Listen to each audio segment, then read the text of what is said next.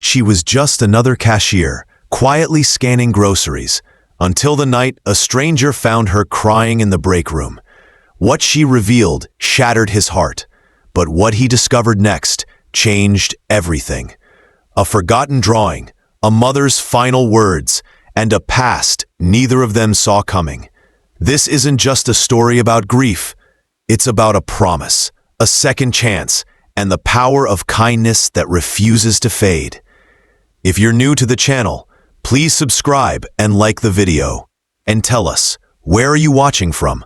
If this story moved you, we'd love to hear your thoughts. So drop a comment below and let us know what you think. Now, let's jump into the story.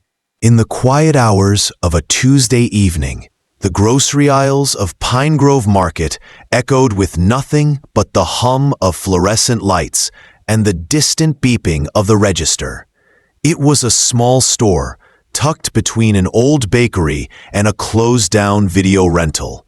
Most people barely noticed it, but that week it had a visitor who was far from ordinary. Jared Ellison, the founder of the Pine Grove Market chain, had built an empire over 10 years. Once a boy stocking shelves with his mother, now he sat at the top, wearing suits and making decisions in boardrooms. But lately, something felt off. The numbers looked good, but the people, his people, seemed distant. Reports of burnout, silent exits, and quiet frustration kept showing up, buried beneath spreadsheets. So Jared did something unusual. He removed his title, left his luxury car behind, and took on a new name, Jay. He shaved his beard, threw on a basic uniform, and signed up for the night shift at one of his oldest stores. He didn't tell anyone who he really was. He just wanted the truth. Jay's job was simple: unload boxes, stock shelves, clean spills. It was honest work. It hurt his back and left his hands dry, but it reminded him of the early days, the ones that still felt real. On his fifth night, just before closing, Jay walked toward the break room to grab a bottle of water. The hallway was dim, lit by a single flickering bulb. He pushed the door open gently, expecting silence. Instead, he heard something else: soft, shaky breathing, the kind that comes from someone trying not to cry.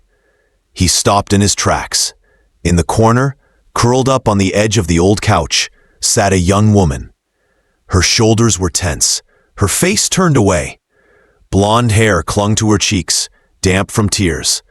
She held her arms tightly around herself, like she was trying to keep everything from falling apart.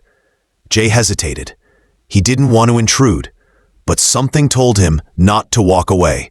He stepped inside quietly and spoke in a low voice. "You okay?" The woman jerked slightly, startled. She wiped her eyes but didn't look up. "Sorry," she said. "I didn't think anyone would come in." Jay nodded and moved to the bench across from her. The silence between them was heavy, but not uncomfortable. "I'm Jay," he offered. "Marin," she replied, finally meeting his eyes. Her face was pale, and her name tag was slightly off-center. She leaned back against the couch, her posture slouched, but not defeated. "My little brother's 6, she added. "I'm all he's got now. I have to keep going." Jay watched her closely. There was no self-pity in her voice, just tired honesty. He wanted to say something helpful, something meaningful, but all he could manage was, "Do you want some time alone?" Marin shook her head slightly. "Doesn't matter. Break's almost over anyway." She glanced at the clock. 5 minutes left before she had to return to the front, scan groceries, and pretend her world hadn't just fallen apart. Jay leaned forward, elbows on his knees. "I get it," he said. "I lost someone too. People expect you to cry quietly, take a day off, then be fine."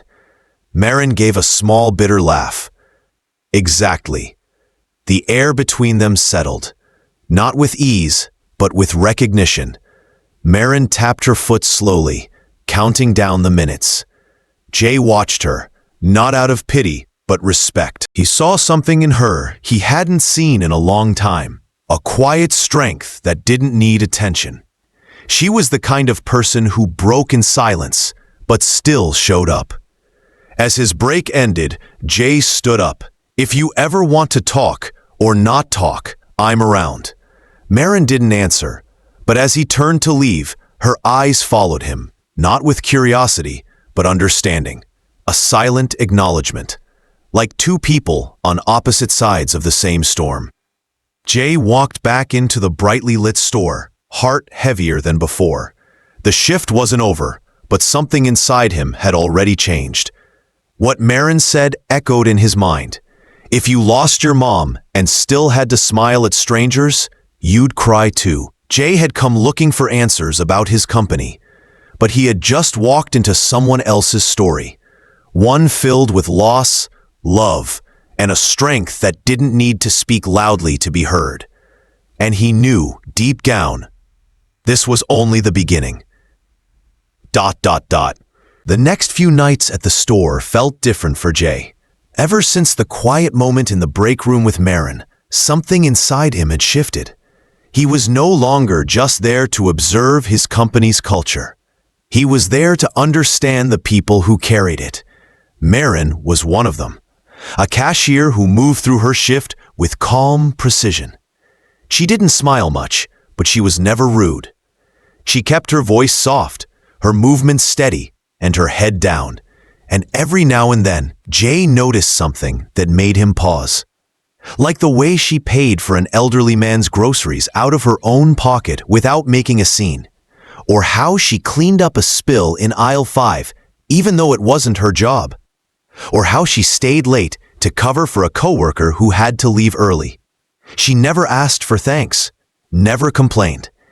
She simply did what needed to be done. Jay found himself watching from a distance. Not out of curiosity, but because he saw something in Marin that reminded him of someone else, his mother.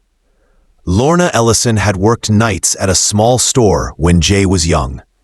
She raised him on her own, juggling bills, late shifts, and a worn-out smile. She used to say kindness wasn't extra, it was necessary. She'd come home tired, but still ask about his day, still pack his lunch, still hum as she folded laundry. She never made a big deal out of doing good. She just did it. And now, all these years later, Jay was seeing that same quiet strength in Marin. One night, as Jay stacked canned goods near the front, he overheard a customer shouting at Marin. The woman insisted she'd been charged twice. Marin remained calm, double-checked the receipt, and fixed the issue with a steady hand. She apologized, even though she hadn't made a mistake. After the customer walked away, Marin stood still for a moment. Her eyes didn't tear up, but something about her expression seemed distant. Like her body was there, but her mind had slipped somewhere else. Jay felt something tighten in his chest. She looked so tired, not the kind of tired that came from a long shift, but the kind that sat deep in the bones. A weariness that came from carrying too much for too long. That night, Jay sat in the back room after closing, sipping water and thinking about everything he'd seen. He pulled out his notebook, a habit he picked up years ago, and jotted down a few thoughts. The words came slowly. She gives everything. But who gives to her? He couldn't stop thinking about her little brother, about the pressure of raising a child while grieving a parent. He had never asked Marin for more details, but from that one conversation, he already knew enough. Her mother had passed, her brother was just a kid, and she had no choice but to keep going. A few days later, Marin and Jay found themselves restocking shelves in the same aisle. They worked side by side in silence for a while. Then Marin broke it. Do you ever wonder why some people stay kind even when life's not? Jay looked at her, surprised. She didn't look up. She just kept arranging cereal boxes. I do, he said after a pause. Maybe because someone before them was kind too, and they're just passing it on.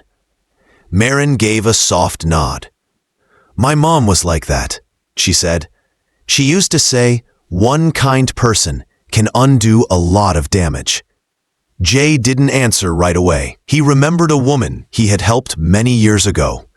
It had been raining hard. Her car had skidded off the road. He had pulled over, helped her out, and stayed until she got medical care. He hadn't thought much of it since. He never even gave her his last name. I met someone once, Marin said suddenly, still looking at the boxes. She told me about a man who helped her when no one else did. Said he changed her whole view of people. Jay looked over, curious. She said she never saw him again, Marin added, but she always hoped her daughter would. Jay's breath caught in his throat. What was her name? He asked carefully. Marin shrugged. Elaine. She died last month. The name hit Jay like a wave. Elaine, the woman from the roadside accident. He remembered her now, her wide eyes, her fear, her soft thank you as he left the hospital. And he remembered the girl too, waiting in the hallway with a coloring book.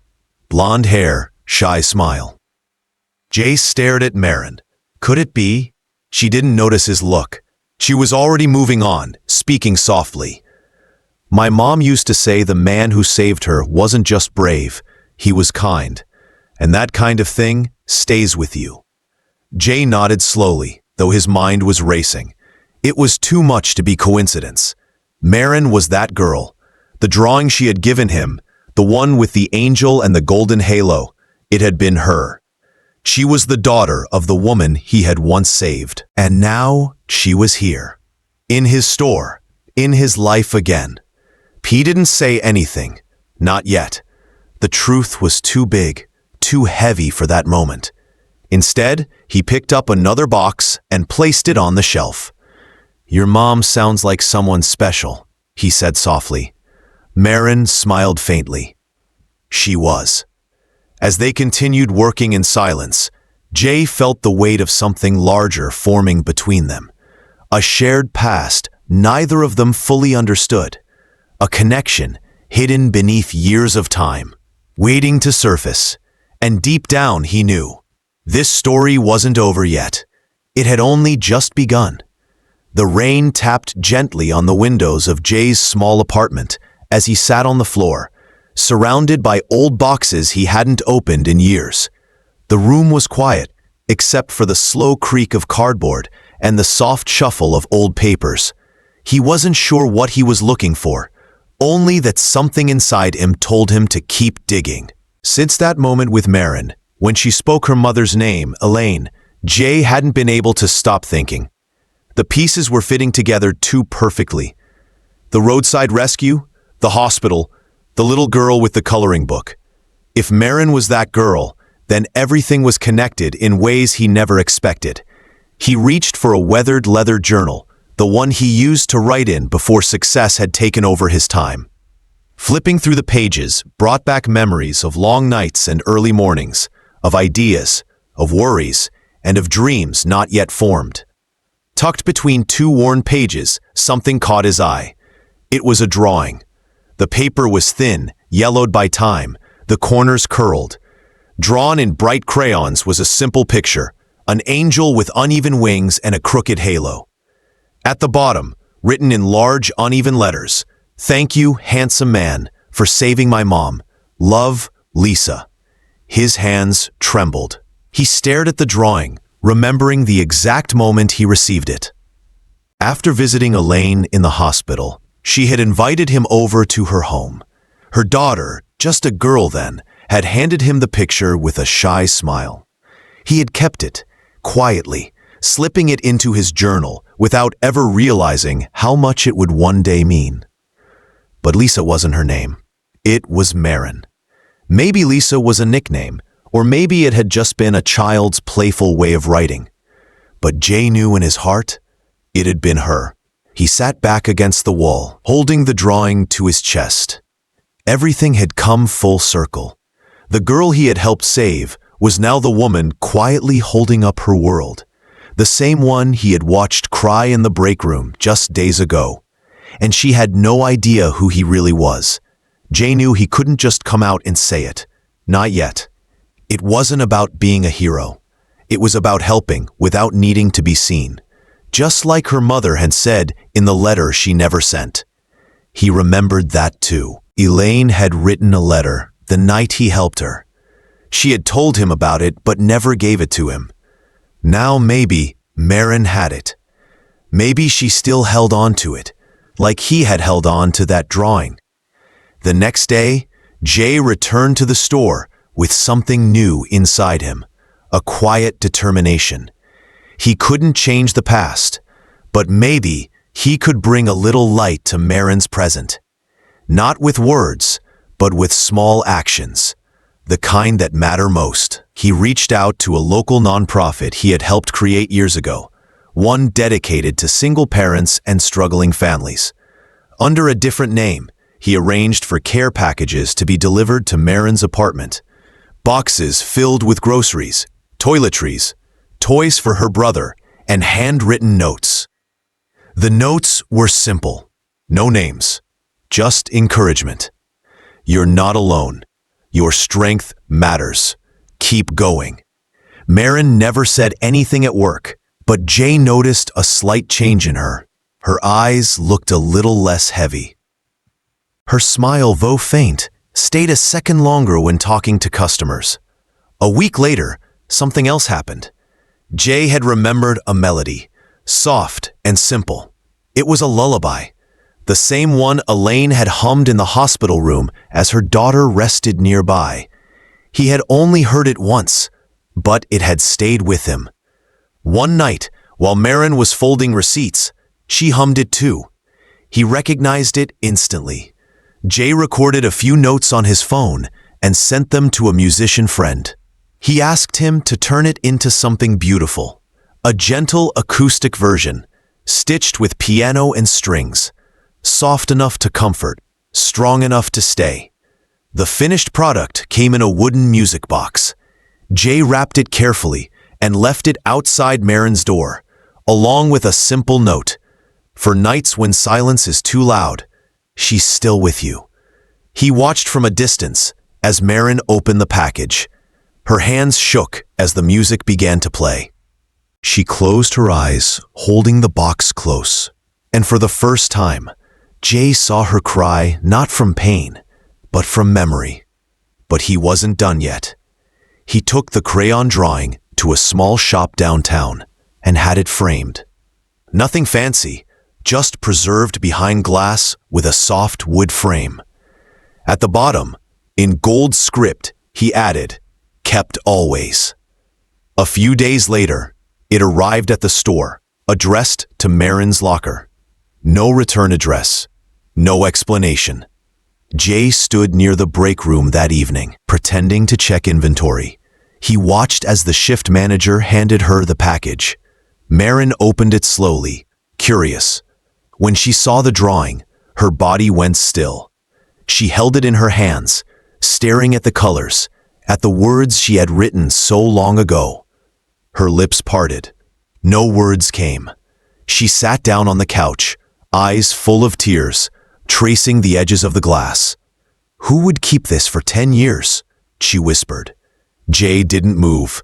He didn't need to. She clutched the frame to her chest. For her, it wasn't just a drawing. It was proof. Proof that someone, somewhere, had remembered her mother, remembered her. The care packages continued. The music box remained by her bedside.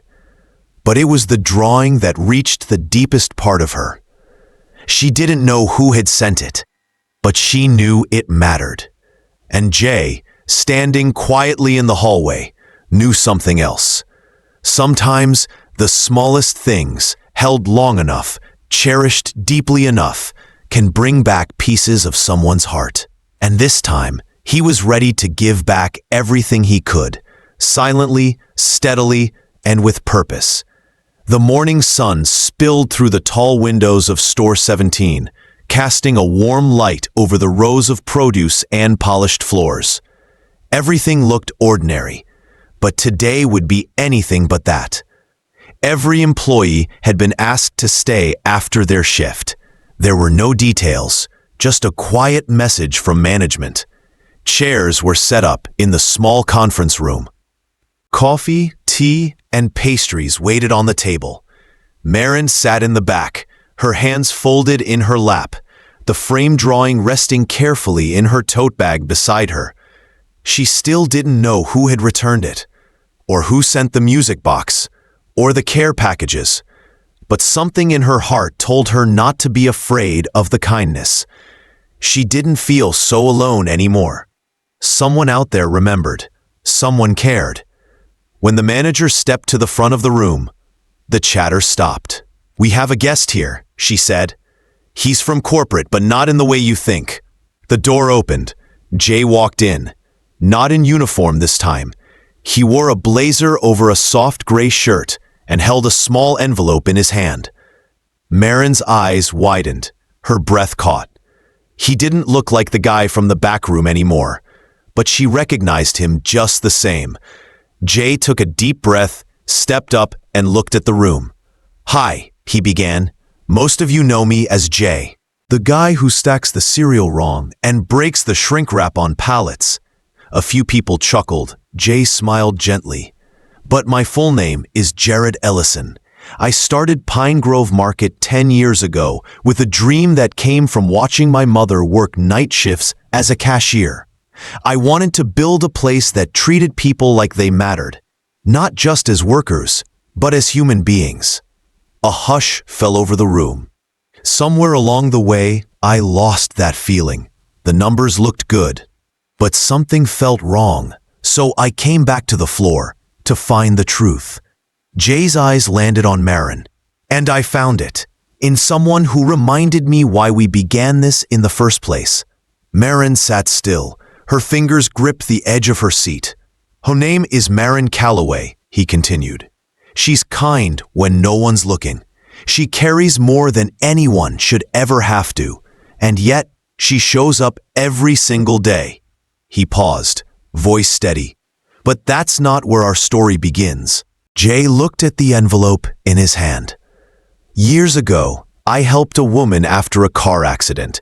It was a rainy night. She was scared, injured. She had children waiting at home. I stayed with her, made sure she got help. I never thought I'd see her again." He opened the envelope and gently pulled out the crayon drawing. "Her daughter gave me this," he said. "An angel with a crooked halo and a big smile. She told me thank you for saving her mom." He held it up so the room could see. Marin's eyes welled with tears. "That daughter," Jay said quietly, "was Marin." A silence fell so deep, not even the hum of the vending machine dared interrupt it. "Your mom," he said, turning to her now, "was Elaine, and she once told me something I'll never forget. She said, 'Kindness leaves a mark,' and she hoped one day her daughter would meet someone like me." Marin's hand covered her mouth. Tears slid down her cheeks. "You did," Jay whispered, "and so did I." He stepped forward and placed the drawing on the table between them. "I didn't save your mother that night," he said. "Not really. She saved me, and so have you." He looked back at the room. "Starting today, we're changing how we do things. Better support for our staff, mental health services, emergency funds, programs for single parents, and a renewed promise to never forget the people behind the work." Applause broke out across the room. Some clapped slowly, others with tears in their eyes. Marin sat frozen, overwhelmed, but seen. Jay walked to her and reached for her hand. "You reminded me what this was all about," he said. "Not the shelves or the spreadsheets, but the heart." Marin stood, still trembling. She didn't speak. Instead, she stepped forward and embraced him. It wasn't about thanks. It was about understanding. Two people, connected by a moment long ago, now standing in its light. A week later, they walked together through a quiet cemetery. Marin, Jay, and her younger brother Miles. The grass was green, the breeze soft. They laid white daisies on Elaine's grave. Miles placed a drawing next to the headstone. A new one. Another angel. This time with 3 figures beside it. Jay knelt beside him. "Your mom would be proud," he said. Miles looked up. "Do you think she knows?" Jay nodded. "She knows." Marin stood quietly, eyes on the sky. The silence wasn't heavy now. It was full of memory, love, and the kind of peace that only comes after being seen, truly seen. As they walked away together, no words were needed. The story that began in a break room had come full circle, not with grand speeches, but with small acts of kindness, with promises kept, and with hearts that chose to remember.